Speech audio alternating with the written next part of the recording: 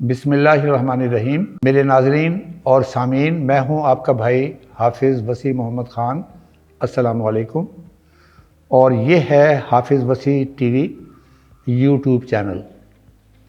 اور پروگرام کے شروع سے پہلے میں ہمیشہ یہی بات کہتا ہوں کہ ہم نے کرونا کا مقابلہ کیا ہے، انشاءاللہ آئندہ بھی مقابلہ کریں گے۔ لہٰذا یہ دو چیزیں کہ ایک آپ نے ماسک پہننا ہے اور دوسرا سینیٹائزر، اس کا استعمال کرنا ہے۔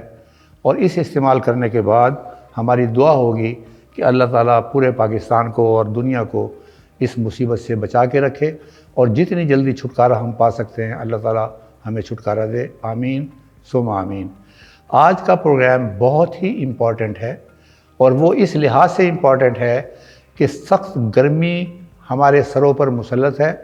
یہ وقت کا تقاضا ہے اور موسم کا تقاضا ہے، اور اس کے نتیجے میں انسان بھی اور جانور بھی گرمی کی حدت سے پریشان ہیں۔ اب انسانوں کے اندر جو صورتحال ہے وہ بھی آپ کو پتہ ہے، اور گرمیوں میں ہم لوگ کیا چیزیں کرتے ہیں اور کیا چیزیں نہیں کرتے وہ بھی آپ کو پتہ ہے۔ میں اب حیوانات کی طرف جانا چاہتا ہوں کہ جو ہمارے معاشی ہب کا ایک ذریعہ ہے اور ہمارے گھروں کو چلانے میں اس کا ایک بڑا رول ہے۔ اس کے بارے میں بتانا چاہتا ہوں کہ سخت گرمیوں کے اندر پاکستان کے اندر دودھ کی پیداوار 30% کم ہو جاتی ہے۔ یہ سرکاری اعداد و شمار ہے۔ اگر کوئی آدمی اپنے ہرڈ سے 100 لیٹر دودھ لیتا ہے تو تمام کھلائی پلائی کے باوجود اس کی پیداوار 70 لیٹر رہ جاتی ہے، اور اس کی وجوہات آپ کے سامنے میں رکھنا چاہتا ہوں، اور ساتھ ہی میں اس کا علاج بھی آپ کو بتانا چاہتا ہوں۔ یہ اللہ تعالیٰ کا ایک نظام ہے، کبھی کے دن بڑے، کبھی کی راتیں بڑی، کبھی سردی ہے، کبھی گرمی ہے، کبھی بہار ہے، کبھی خزاں ہے، اور اس کا جانوروں پر بھی اور انسانوں پر بھی اس کا اثر پڑتا ہے۔ ہم پر اثر پڑتا ہے، پہلی چیز کیا ہوتی ہے؟ بے چینی ہوتی ہے۔ اگر ٹیمپریچر 40-38 اس کے قریب پہنچ جائے، اور پھر اس کے بعد پسینہ آنا شروع ہو جاتا ہے۔ اس کا علاج ہم نے دریافت کیا ہوا ہے کہ ہم ہوادار گھروں کے اندر رہیں، ہم پنکھے چلائیں، پنکھوں کے بعد روم کولر آ گیا، روم کولر کے بعد اے سیز آ گئے۔ لیکن یہ انسانوں والا معاملہ ہے، انسانوں کے ساتھ ہم ایسے کرتے ہیں۔ لیکن وہ جانور جو ہمیں دودھ دیتے ہیں اور جو اصل ہمارے گھر کو چلانے کا اور ہماری معیشت کا پہیہ چلانے کے اندر اہم رول ادا کر رہے ہیں، اس کے اندر ہم کوئی نہ کوئی کمی برتتے ہیں، جس کے نتیجے کے اندر ہمیں یہ خسارہ برداشت کرنا پڑتا ہے۔ تو آج میں آپ کو بتاؤں گا کہ ایک لائف سٹاک فارمر کے طور پہ آپ کے کون کون سے کام ہیں جو آپ کر سکتے ہیں، اور جس کی بنیاد پر آپ شاید وہ پہلے والی پیداوار سے زیادہ تو نہ بڑھا سکیں، لیکن یہ 30% کا جو دودھ کا نقصان ہے اس کو آپ کم سے کم کر سکتے ہیں۔ یہ 5% پہ رہ سکتا ہے۔ آپ کے جانوروں کا برا حال ہوتا ہے، ان کا وزن کم ہوتا ہے۔ اس دوران سخت گرمی کی حالت میں اگر اس کے اندر ہیومیڈیٹی بھی شامل ہو جائے، نمی شامل ہو جائے، تو ایبارشن بھی ہو سکتی ہے۔ تو لہٰذا ان کو بچانے کے لیے میں آپ کو آج یہ کچھ چیزیں بتانا چاہتا ہوں، اور اس کی ریزن یہ ہے کہ یہ جو ہم نے اپنا یوٹیوب چینل شروع کیا ہے، اس کے بنیادی مقاصد میں سے سب سے بڑا مقصد یہ ہے کہ میں اپنے کسان بھائیوں کو اس قابل بناؤں کہ وہ سائنس جو کتابوں میں پڑھی ہوئی ہے وہ ان تک پہنچے اور وہ اس پر عمل کریں اور اس سے فائدہ اٹھائیں۔ اب اس وقت ٹیمپریچر جو ہے، کل کا ٹیمپریچر 46 تھا، اور اس کے بعد لوگوں نے دیکھا کہ جب ٹیمپریچر بڑھتا ہے تو پھر ٹکا کے اندھیری آتی ہے۔ اب ہمارے پاس جب یہ اندھیری آتی ہے، یہ اس بات کی نشانی ہے کہ دن میں ٹیمپریچر بہت زیادہ تھا، اور یہ اللہ تعالیٰ کا ایک نظام ہے کہ جہاں زیادہ گرمی پڑتی ہے وہاں سے ہوا ہلکی ہو کے اوپر اٹھتی ہے، اور پھر ساتھ والی جگہ سے وہاں سے پھر ہوا اسی تیزی کے ساتھ آتی ہے جس قسم کی شدید گرمی پڑ رہی ہوتی ہے۔ یہ اللہ تعالیٰ کی مہربانی ہے، اللہ تعالیٰ کے انعامات میں سے ایک انعام ہے۔ اب ہمارے پاس ہم بحیثیت انسان ہم کیا کرتے ہیں؟ ہم یہ کرتے ہیں کہ جب سردیاں ہوتی ہیں اس وقت سون حلوہ اور گوشت کا اور چائے کا جو ہمارا کافی کا جو خرچہ ہے اور اس کا جو استعمال ہے وہ زیادہ ہو جاتا ہے۔ لیکن جب گرمی آتی ہیں تو پہلا کام جو ہے وہ ہاتھ میں پنکھے والا، اس کے بعد زیادہ نہانا، اس کے بعد ستو اور شکر اس کا استعمال، اس کے بعد اگر ورسٹ کنڈیشن ہو تو انسانوں کے اندر نمکول استعمال ہوتا ہے کہ اللہ تعالیٰ کا ایک نظام ہے کہ ہمارے زیادہ گرمی سے جو پسینہ نکلتا ہے اس میں وہ ضروری نمکیات جو ہمارے جسم میں موجود ہوتے ہیں وہ باہر نکلتے ہیں، تو لہذا نمکول اور نمکین لسی یہ ہم زیادہ استعمال کرتے ہیں۔ اب ہمارے پاس جو جانور ہیں جن کی بات آج ہو رہی ہے کہ ہم نے ان کو گرمی سے کیسے بچانا ہے، میں نے پہلے بھی بتایا تھا کہ ہمارے پاس 3 سسٹم ہیں۔ ایک سسٹم تو وہ ہے جو کارپوریٹ سیکٹر کا ہے، جس میں منشا ڈیریز ہے، سفائر ہے، منو برادرز ہیں اور دوسرے بڑے بڑے جنہوں نے کنٹرول شیڈ بنائے ہوئے ہیں، جو پیسہ خرچ کر سکتے ہیں، اور جانور بھی ان کے باہر سے آئے ہوئے ہیں، اور اس کے لیے انہوں نے ٹھنڈک کا بندوبست کیا ہوا ہے کہ یہ تاکہ ان کی پیداوار پر کم سے کم اثر پڑے۔ اب دوسرا سسٹم وہ ہے جو ہمارے دیسی جانوروں کا ہے ایک، دوسرا کیا ہے کہ اس کے اندر کراس بریڈ اینیملز بھی ہیں، یہ دوسرا سسٹم ہے، اور اس کے اندر 50 سے 100 جانور تک کے ہرڈ ہمارے پاس ہوتے ہیں۔ اور تیسرا سسٹم وہ غریب آدمی کا ہے جس کے پاس 1 یا 2 بھینس ہے اور 2 یا 3 گائے ہیں، اور یہی اس کا سرمایہ ہے۔ تو آج کا پروگرام یہ جو لاسٹ 2 گروپس ہیں جس میں کراس بریڈ اینیملز بھی ہیں اور جس کے اندر دیسی اینیملز بھی ہیں، ان دیسی کا مطلب ہے چولستانی بھی ہے، سائیوال بھی ہے، بھینسیں بھی ہیں، اس کے اندر تھرپارکر بھی ہے، ریڈ سندھی بھی ہے اور داجل بھی ہے، یعنی کہ یہ تمام جانور جو ہمارے لوکل اینیملز کہلاتے ہیں، اور ان اینیملز کو اچھا خاصا کھلا پلا کر ہم اس میں سے دودھ بھی لیتے ہیں، گوشت بھی لیتے ہیں۔ میرا آج کا پروگرام ان جانوروں کے بارے میں ہے کہ وہاں ہم لوگوں نے کیا کرنا ہے۔ میں نے بتایا تھا، اور دنیا اس کی تائید کرتی ہے کہ اگر آپ نے اپنی پیداوار بڑھانی ہے اس کے لیے 3 چیزوں کی ضرورت ہے۔ ایک ضرورت ہے جینیاتی کیپیسٹی، کہ اگر باپ لمبے قد کا ہوگا تو بچہ بھی لمبے قد کا ہوگا، ماں زیادہ بچے دینے والی ہوگی تو بچی بھی زیادہ بچے دینے والی ہوگی، اسے کہتے ہیں جینیاتی ترکیب۔ دوسرا ہے ماحول، کہ آپ ماحول کیسا اس کو دیتے ہیں، جیسا ماحول دیں گے ویسا ہی وہ آگے بچہ جو ہے یا آپ کا جانور جو ہے وہ ویسی پیداوار دے گا۔ اور تیسری چیز جو ہے وہ خوراک۔ اب کب کسی حکیم کے پاس چلے جائیں تو وہ حکیم جو ہے وہ گرمی کے اندر کوئی اور نسخہ دے گا اور سردی میں کوئی اور نسخہ دے گا۔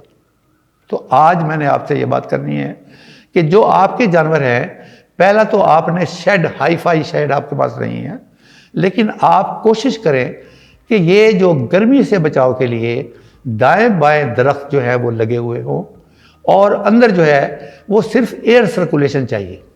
کوئی ایک ہیوی ڈیوٹی پنکھا آپ ایک طرف لگا سکتے ہیں، اور آپ دیکھیں گے کہ آپ کے شیڈ میں سے وہ جانور جن کو زیادہ گرمی لگتی ہے وہ پنکھے کے قریب آ جائیں گے، بالکل انسانوں کی طرح۔ کچھ لوگوں کو زیادہ گرمی لگتی ہے، کچھ لوگوں کو کم گرمی لگتی ہے، کچھ لوگوں کو زیادہ سردی لگتی ہے، کچھ لوگوں کو کم سردی لگتی ہے، تو وہ جانور خود بخود فیصلہ کر سکیں گے کہ ہم نے کیا کرنا ہے۔ تو ایک چیز جو ہے وہ یہ بات ہے کہ جو آپ بڑے اچھے طریقے سے کر سکتے ہیں وہ ہے خوراک میں تبدیلی۔ اب گرمی کی حدت اور ہیٹ سٹریس جس کو ہم کہتے ہیں، یہ وہ چیز ہے کہ باہر کا ماحول میرے اندر کے ماحول کے بالکل مختلف ہے، اور میرے اندر کا ماحول 5 ڈگری سے لے کے 28 ڈگری تک بہت اچھا ہے. جو ہی یہ اس سے اوپر جائے گا تو میرے لیے مشکل ہوگا. اور چونکہ وہ ایک لفظ ہے انگلش کے اندر born to be alive, کہ میں نے زندہ رہنا ہے. زندہ رہنے کے لیے اگر میں سگریٹ پینے والے لوگوں کے درمیان میں پھنس گیا ہوں تو میں کسی ایسی جگہ پر جا کر کھڑا ہو جاؤں گا جہاں مجھے ہوا ملے گی.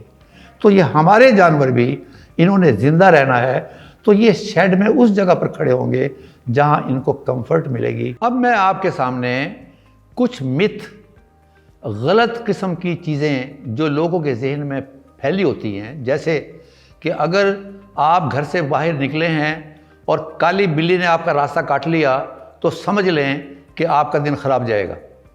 اسی طریقے سے میں کچھ چیزیں بتانا چاہتا ہوں. ایک تبدیلی تو جو آپ بڑی آسانی سے کر سکتے ہیں اور وہ یہ ہے کہ جانور ٹھنڈ کے وقت زیادہ کھانا کھائے گا، اور وہ ٹھنڈ کا وقت ہے صبح کے وقت اور شام کے وقت.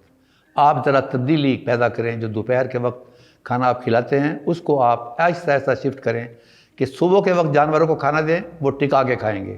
شام کے وقت آپ کھانا دیں، وہ ٹکا کے کھائیں گے. درمیان میں جو وقت ہے اس میں کوشش کریں کہ وہ زیادہ سے زیادہ پانی پئیں تاکہ جو گرمی کی حدت ہے وہ ان کی کم ہو سکے.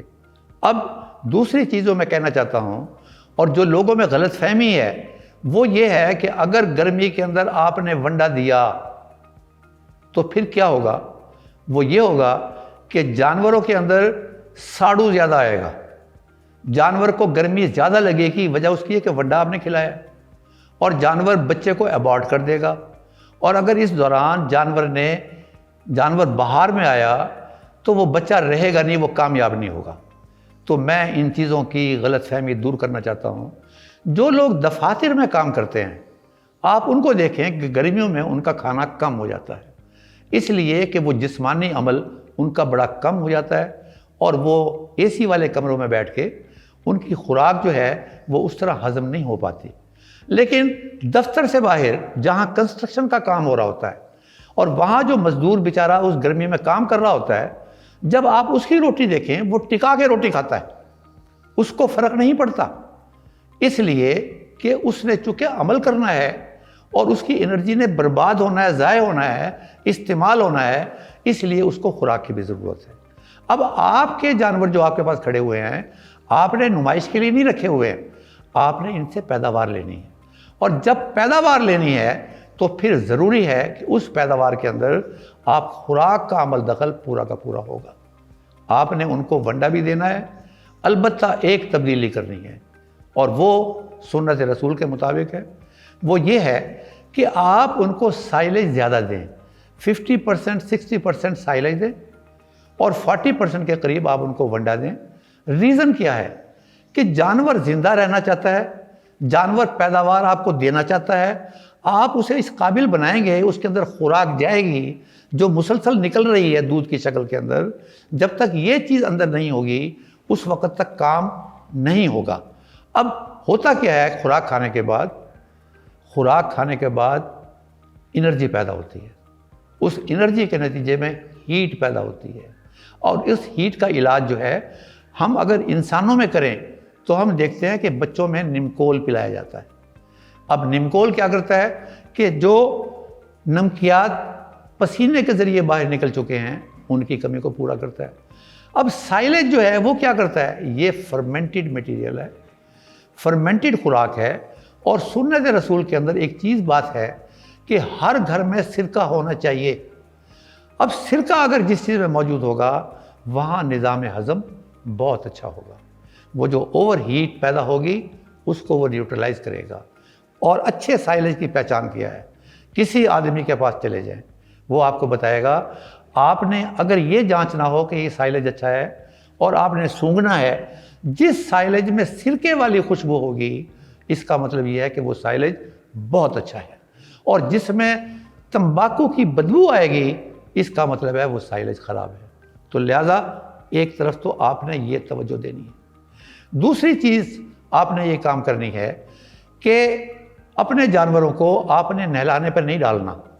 ایک مرتبہ عادت پڑ گئی तो फिर छुटाना मुश्किल होगा, इतना पानी नहीं दे सकेंगे।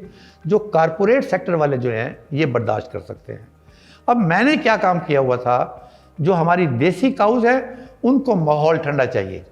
वो आप दाएं बाएं स्प्रे, एक पुराना तरीका था कि लोग बाहर सोया करते थे और एक माशकी आकर वहाँ छिड़काव कर दिया करता था और उससे ज़मीन ठंडी हो जाती थी। तो दाएं बाएं जो है वो आप थोड़ा सा छिड़काव कर दें। दाएं बाएं आप दरख्त पहले ही लगे हुए होंगे, वो भी माहौल को तब्दील करते हैं। और तीसरी चीज़ जो है वो ये है कि आप उसकी खुराक को थोड़ा सा तब्दील करेंगे। उस खुराक की तब्दीली के अंदर क्या चीज़ है, ये हमने हैवानात के लिए निमकोल बनाया है।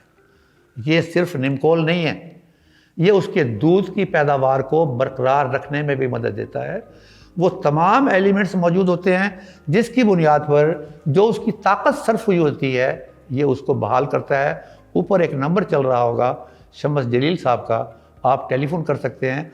और ये बनाया किसने है, ये एक बहुत नामी ग्रामी न्यूट्रिशनिस्ट डॉक्टर अब्दुल जब्बार, मखदूम अब्दुल जब्बार साहब, ये उन्होंने बनाया है। और हमारे इस चैनल का मकसद ये है कि वो लोग जो छुपे हुए हैं लेकिन उन्होंने बड़े बड़े काम किए हुए हैं पूरे पाकिस्तान में और दुनिया में, उनके शागिर्द फिर रहे हैं न्यूट्रिशनिस्ट, ये हमने उनसे रिक्वेस्ट की है कि ये बनाएं ताकि गरीब का भला हो, जानवर का भला हो, जानवर बेज़बान है उसका भला हो, जो अपने ज़बान से कह नहीं सकता।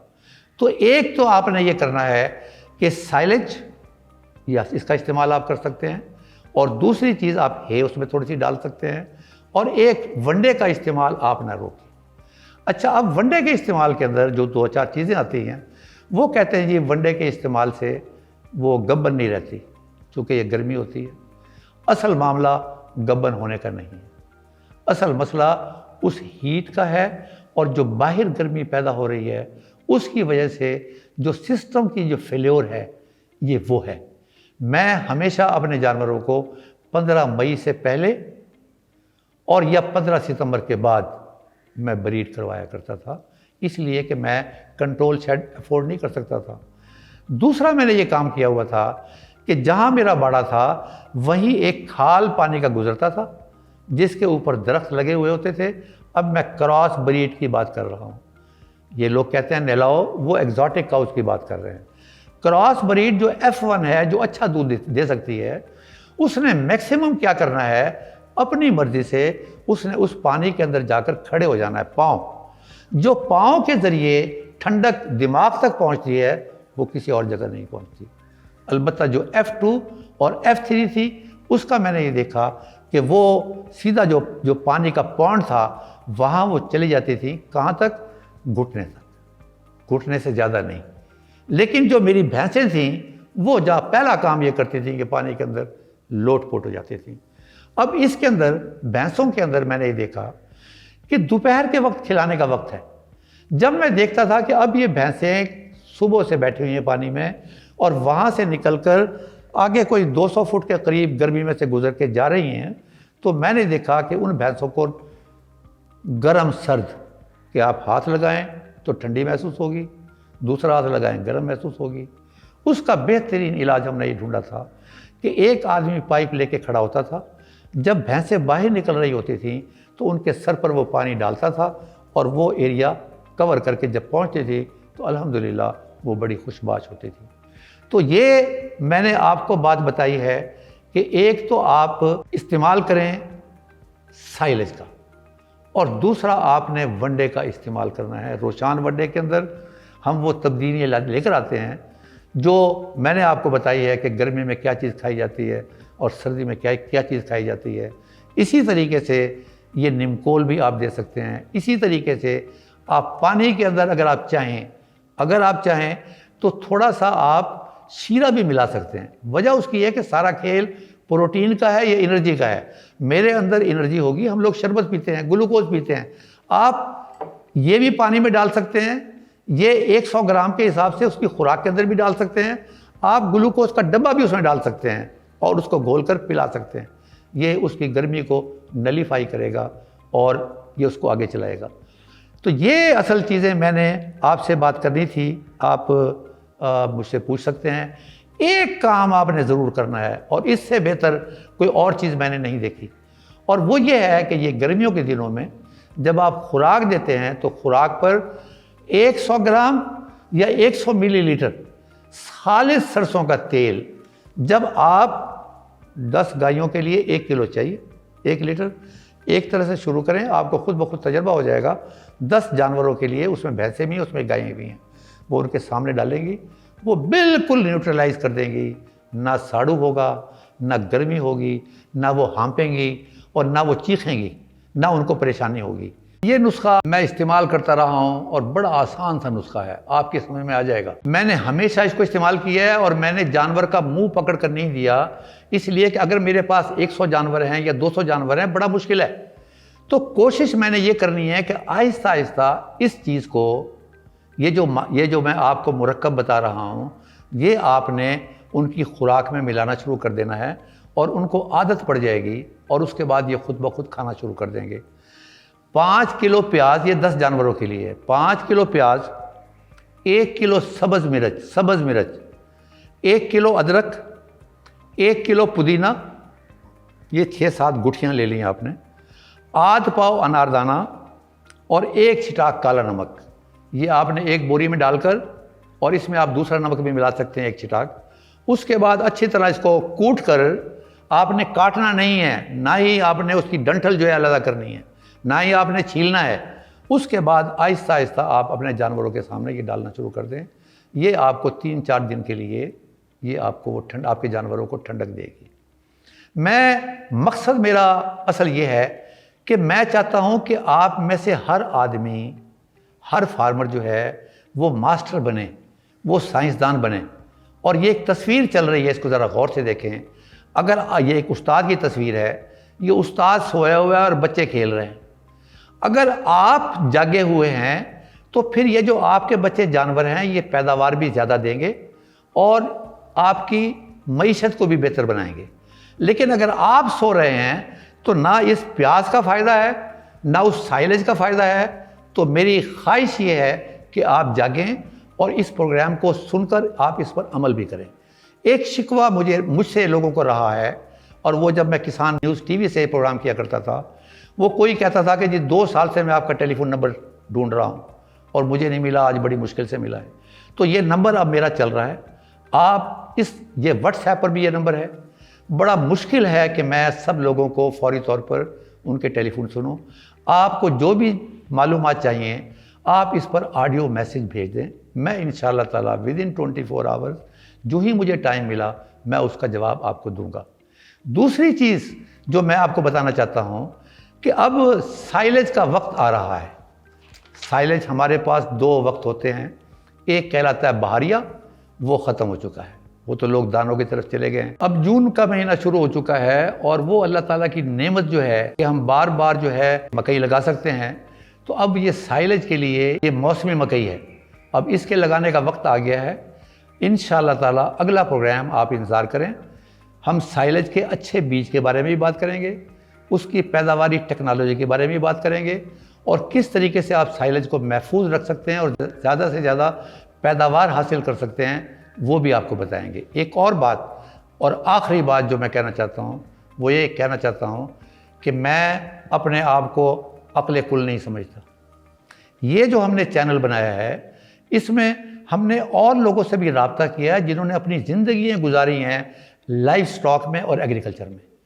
تو یہ ایک چیز ہے جو آپ نے میرے پہلے پروگرام میں سنی ہے کہ 15 مئی سے پہلے، 15 مئی کے بعد اور 15 ستمبر کے درمیان میں بریڈنگ نہیں ہوتی۔ وہ میں نے ایک آدمی کو پکڑا ہے اور وہ انشاءاللہ تعالیٰ جلد ایک پروگرام کریں گے اور اس کے اندر وہ بتائیں گے کہ ان حالات کے اندر ہم کیسے اس بریڈنگ کو ایفیکٹو بنا سکتے ہیں۔ آپ میرے کسان بھائی سب جانتے ہیں کہ جو گائے یا بھینس اپریل یا مئی میں بچہ دیتی ہے اس کی قیمت جو ہے وہ 40-50 ہزار روپے زیادہ ہوتی ہے، اس لیے کہ اس وقت دودھ نہیں ملتا۔ اور ایک بڑا کہنا ہے، وہ یہ کہتے ہیں کہ سردی وہ موسم ہے جب بیچنے والے پھر رہے ہوتے ہیں، خریدنے والا نہیں ملتا، اور گرمی کا موسم وہ موسم ہے جب خریدنے والے موجود ہوتے ہیں، بیچنے والا نہیں ملتا۔ تو یہ ایک پروگرام ہم آپ کو سمجھائیں گے، میں نے اس اسپیشلسٹ سے بات کی ہے، وہ انشاءاللہ تعالیٰ آپ کے سامنے جلد ایک پروگرام کریں گے جس میں اس ٹیکنالوجی کو بتایا جائے گا کہ کس طریقے سے آپ اپنے جانوروں کو اس طریقے سے بریڈنگ کریں گے کہ اپریل مئی میں ان کے بچے ہوں، تاکہ دودھ جو ہے پوری گرمی کے اندر ملتا رہے۔ وما علینا الا البلاغ المبین۔